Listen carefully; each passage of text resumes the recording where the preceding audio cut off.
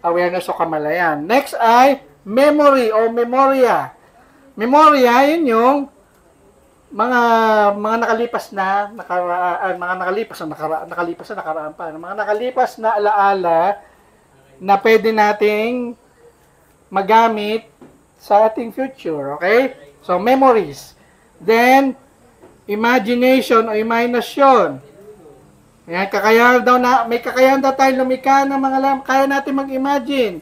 Halimbawa, may nagsasalita sa inyo na wala kayong paraan para may pakita yung sa pamagitan lang ng mga words na binuo ng nagsasalita, kaya nyo imagine kung ano. Halimbawa, ano ba tong crush ko? Maganda siya, matangos ang ilong. Di ba, na-imagine nyo na agad. Yun lang. Matangos lang ilong. Okay? So, gets nyo? Then, ang huli ay yung instinct. Wala ba kayong chalk? Dito? Wala. Okay, so take note nyo na lang. So again, ano yung apat na panloob na senses? Kamalayan, memories, imagination, at instinct. Okay? So maliwanag? Pero, ito daw inner senses,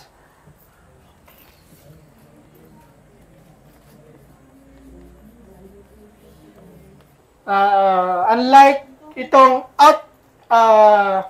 panlabas na senses natin, ang panloob na pandama ay walang direct na connection sa realidad. Kasi yung panlabas na sa realidad, yung nakikita natin, ito, nakita, realidad dyan, yung nahawakan, sense ng touch, nahawakan yung realidad.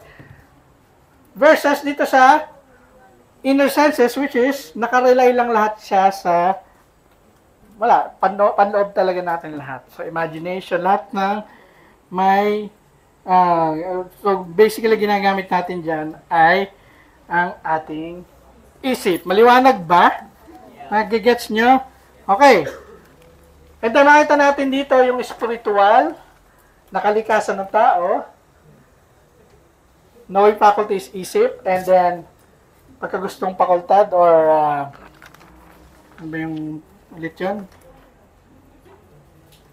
Yung appetitive faculty or pagkagustong fakultad. Appetitive meaning yung nakadepende sa ating pagkagusto. Ayan na, nandyan na nga eh. Okay, so yan. Ngayon, umpisa natin dun sa isip.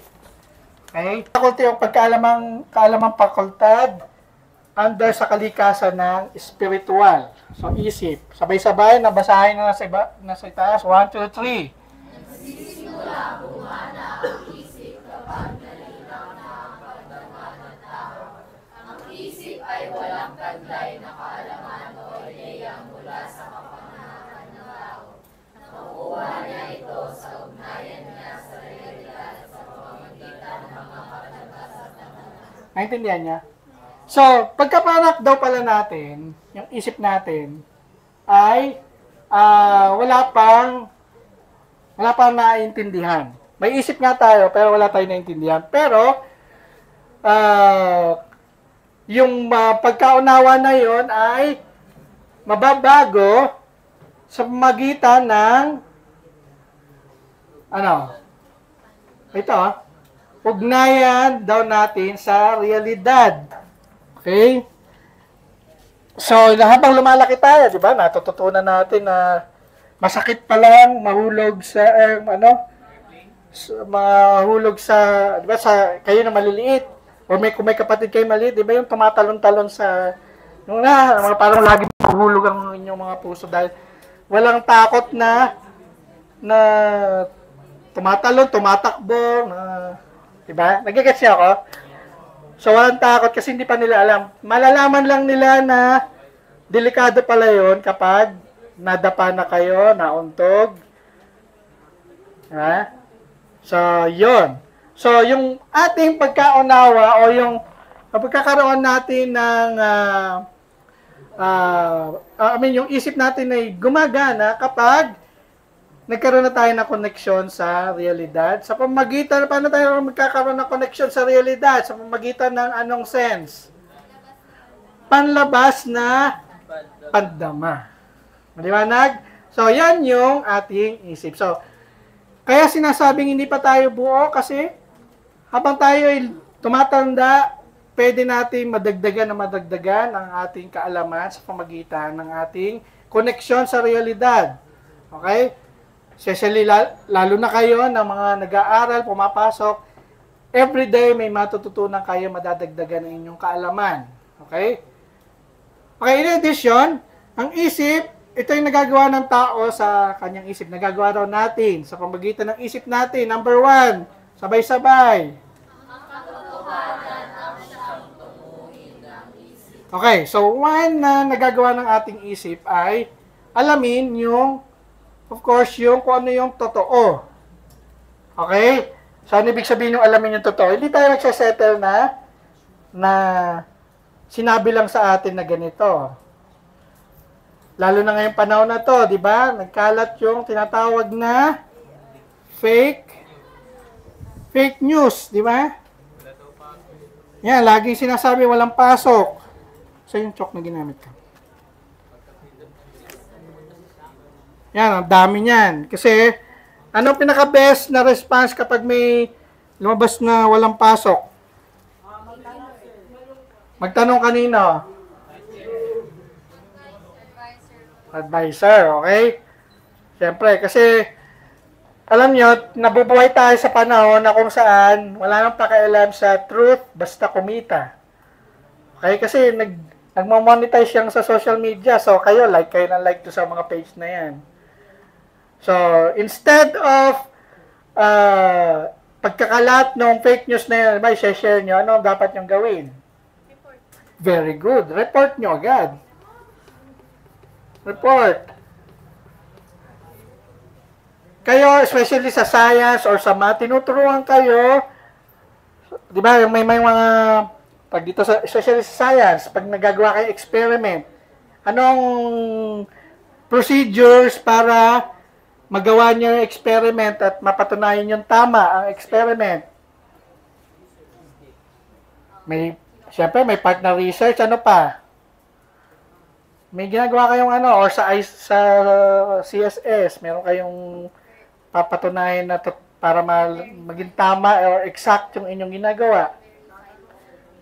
Yes, verify. Ano pa? So, alam nyo na, alam natin pala naman kung anong dapat natin gawin. Okay? So, ibig sabihin lang yan, may kakayahan tayo na gawin o piliin ang tama. Ano nang narating mo na? Okay? Sabi nito, Spinel, ang katotohanan ay siyang tunguin ng isip, kaya natin i-identify, kaya natin mag-identify ng truth. At yun yung ating dapat goal lagi ang paghanap ng katotohanan. Okay? Maliwanag, Spinel? Okay, number 2, sabay-sabay, ang isip ay may kakayahang magnilay kaya nauunawaan ito ang kanyang nauunawaan. Okay, so bukod sa pag-identify, okay, ano ang kaya ng isip natin daw? Ano ba yung sabihin na magnilay? Magnilay, pag ayusin ang kilay, ano ba yan? Magnilay. Assess or mag-reflect. Diba? Reflection yan eh. Reflect. Okay? Mag-reflect kayo. Usually, nangyayari yung reflection kapag na-realize yung mali yung ginawa nyo or every end of the day. Sino ba dito ang nakaugalian na bago matulog inisip, ano ba ang nagawa ko ngayong araw na ito na mabuti? Okay? Kung hindi nyo nagagawa yun, magandang habit yun or gawi. Okay? So, ang isip natin daw ay unlike sa ibang creatures like animals, hindi nila kaya mag-reflect. Kasi nga, sila ay tapos na ang kanilang pagkalika. Kung sila nilikang aso o pusa na lang talaga sila. Wala kayong makikitang aso na nakatapos ng doctoral degree or PhD, etc. Wala. Yun na lang. By instinct na lang sila. So, yun ang difference natin. And last ay 1, 2, 3. Kakayahang kumuha ng buod o esensya ng Okay, so kung naalala yan na ako ko na-discuss, parang hindi pala. Pero na-discuss ko yan doon sa video, pwede nyo tingnan niya.